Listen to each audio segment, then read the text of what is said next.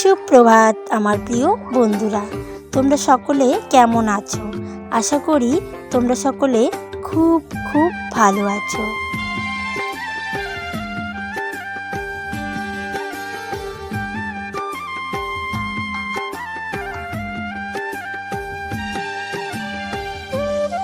নতুন আরেকটি ভিডিওতে নতুন আরেকটি দিনে আমি অলকা তোমাদেরকে সঙ্গে নিয়ে জলপাইগুড়ি জেলার ছোট্ট একটি গ্রাম থেকে, ছোট্ট একটি চ্যানেল থেকে সকলকে জানাই অনেক অনেক স্বাগত।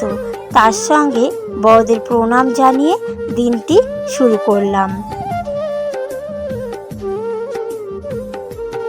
তোমাদের সকলের কাছে আমার একটি অনুরোধ রইল, পুরো ভিডিওটা স্কিপ না করে আমার সঙ্গে থাকো। আশা করি তোমাদেরও খুব খুব ভালো লাগবে। দিন আনা দিন খাওয়া সংসারে ঠিক যেভাবে কাজ করে, আজ তোমাদের সেটাই শেয়ার করব। আমাদের এই গরিবের সংসারে কাজগুলো কি করে করি আমি একটু বুদ্ধি খাটিয়ে, সেটাই আজকে তোমাদের দেখাবো। সকালবেলা ঘুম থেকে উঠে আগে বড় ঘরটা ঝাড় দিয়ে, বড় ঘরে যে রাতে খেয়েছিলাম বাসনগুলো ছিল সেই বাসনগুলো বাইরে বের করে এখন রান্নাঘরটা ভালোভাবে পরিষ্কার করে উঠোনটা ভালোভাবে ঝাড় দিয়ে এখন বাসনগুলো মেজে ঘষে নিয়ে যাচ্ছি ঘরে।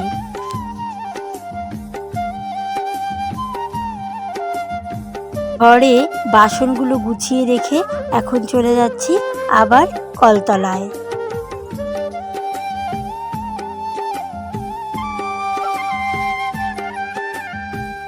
কলতলা থেকে ব্রাশটা হাতে নিয়ে নিশ্চিন্ত মনে ব্রাশ করছি। তো এদিকে চারপাশের পরিবেশটা দেখতে দেখতে আমি কিন্তু গাছ লাগাতে বেশ ভালোবাসি। আর এদিকে দেখো বড় ঘরে এসে দেখছি তোমাদের দাদাভাই চাটা বসিয়ে দিয়েছে, আর আমি ওইদিকে এই একটু ভাঙা চালের খুদের ভাত করব। আর যেহেতু তোমাদের দাদাভাই সকাল সকাল হাটে বেরিয়ে যাবে, তো এখন অনেকটা সময় নিয়ে রান্না করতে গেলে অনেক সময় লাগবে, তাই তোমাদের দাদাভাই হাটে যাবে 8টার মধ্যে। তো এই কারণে একটু আলু বেগুন সমস্ত কিছু দিয়ে একটু খুদের ভাত করছি। আমি জানি না তোমরা কে কী বলো, আমরা কিন্তু ভাঙা চালটাকে খুদের ভাত বলি। তবে আমাদের এই অভাবের সংসারে খুদগুলোকে ফেলে না দিয়ে এভাবে একবেলা রান্না করে খেতে কিন্তু বেশ ভালোই লাগে। আবার দেখো দুপুরে তোমাদের দাদাভাই কি খাবে, তো ওই ভেবে কয়েকটা রুটি বানিয়ে দিচ্ছি। আর 10 থেকে 20 টাকার মতন ঘুগনি কিনলেই রুটিগুলো খেয়ে নিতে পারবে। আর বাড়ির রুটি আর দোকানের রুটির মধ্যে কিন্তু তফাৎ রয়েছে। আর তারপরে তোমাদের দাদাভাই খাওয়া দাওয়া করে চলে গেছে। আর এদিকে মেয়ে বায়না শুরু করেছে শাড়ি পরবে, স্কুলে রয়েছে বসন্ত উৎসব। তো আমি কিন্তু সমস্ত দিকটা সামলে রাস্তায় ধান শুকোতে দিয়েছি।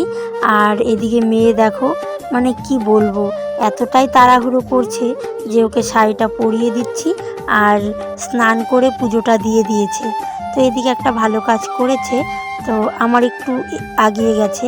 আর এদিকে দেখো বদমাইশটা এও যাবে স্কুলে, তো দুজনকেই কিন্তু দিয়ে আসতে হবে সাইকেলে করে।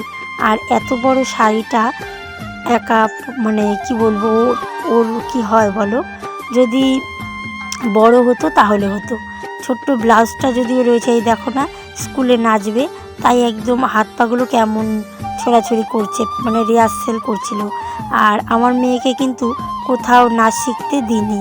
আমার খুব ইচ্ছে ছিল যে মেয়েকে নাচ শেখাবো, তবে আমাদের এই দিন আনা দিন খাওয়া সংসারে এভাবে অন্য একটা কাজ করা মানে আমাদের পক্ষে সম্ভব না।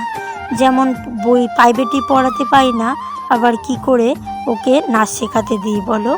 তো এই দেখো আমি ওকে সাজানো কমপ্লিট করেছি, আমি যেমন পেরেছি তেমনই সাজিয়েছি। তো দেখো ওর ফাইনাল লুকটা। আর ও আই কার্ডটা নিয়ে নিয়েছে যেহেতু স্কুলে যাবে।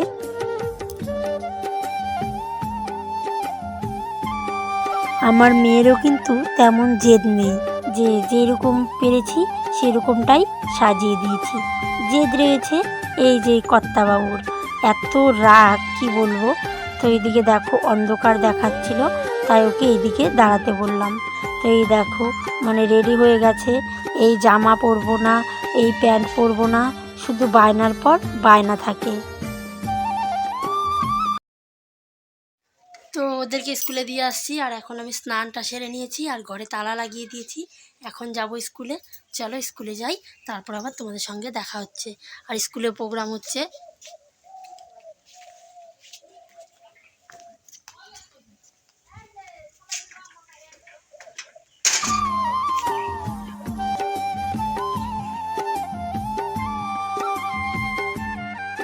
তো আমি কিন্তু স্কুলে পৌঁছে গেছি, আর এখানে দেখো অনুষ্ঠান হচ্ছে, বাচ্চাদের ছোটোখাটো একটা প্রোগ্রাম হচ্ছে।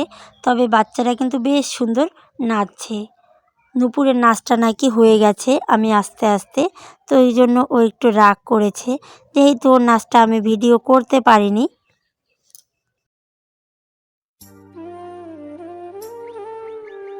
আমার মেয়ের খুব ইচ্ছে ছিল তোমাদেরকেও ওর নাচটা দেখাবে, তো দেখাতে পারেনি। তো এই দেখো এই বাচ্চাটা কিন্তু ভীষণ বদমাশি করছে, ওখানে নাচার ওখানে গিয়ে ডিস্টার্ব করছে শুধু। তো এইদিকে পিছন থেকে এসে আমাকে কতগুলো আবির দিয়ে দিয়েছে, আর বাবুসোনা সেই আবিরগুলো গাল থেকে মুছে দিচ্ছে। তো চলো, ম্যাডাম দিয়েছে, আর সমস্ত নাচগুলোও কিন্তু বেশ সুন্দর করে নাচছে।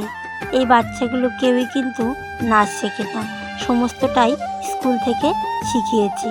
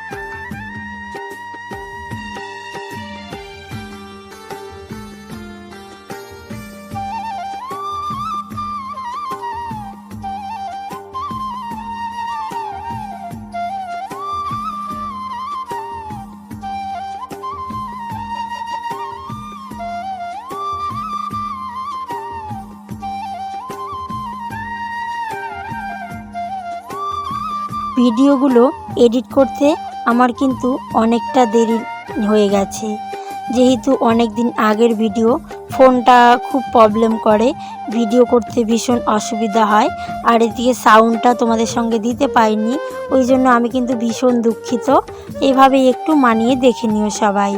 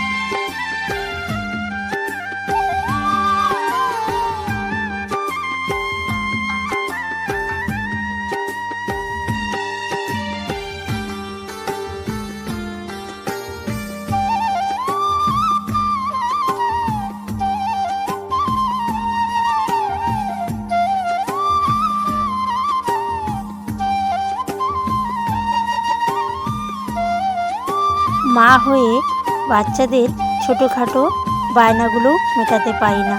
10 টাকা নিয়ে গেছি, তো বাবু সোনাই 10 টাকা খেয়ে নিয়েছে। আর এদিকে নুপুরও চাইছিল, ওকে দিতে পারিনি জানো। তো এই মাত্র বাড়িতে এলাম, আর এখন দেখো আকাশের যা পরিস্থিতি খারাপ, আর আমি রাস্তায় দিয়েছি ধান। তো এই ধানগুলো উঠাবো এখন। আর আমি স্নান করে গেলাম, আমার অবস্থা কি করে দিয়েছে দেখো। তো বাবু সোনাকে নিয়ে এসেছি, নুপুর এখন স্কুলে আসে, আর বৃষ্টি এলো বলে। তো চলো আগে ধানগুলো উঠাই, তারপর আবার তোমাদের সঙ্গে আরও কথা গল্প হবে।